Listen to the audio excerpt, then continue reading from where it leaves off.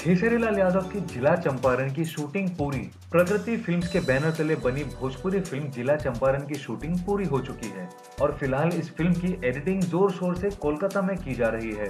ये फिल्म निर्देशक लाल बाबू पंडित की ड्रीम प्रोजेक्ट है। सुपरस्टार खेसारी लाल यादव इस फिल्म में एक नए अंदाज में दर्शकों के बीच उनका मनोरंजन करने वाले हैं। ये फिल्म एक सच्ची घटना पर आधारित है। इस फिल्म की कहानी काफी अलग और काफी आकर्षित करने वाली है। फिल्म में खेसारी के साथ दो बंगाली बाला एक्ट्रेस मणि भट्टाचार्य और मोहिनी घोष रोमांस करती नजर आएंगी। इस फिल्म के निर्माता सुरेंद्र प्रसाद हैं, जो इस फिल्म के माध्यम से भोजपुरी फिल्म इंडस्ट्री में अपना कदम रख रहे हैं। फिल्म की पूरी शूटिंग कोलकाता में की गई है।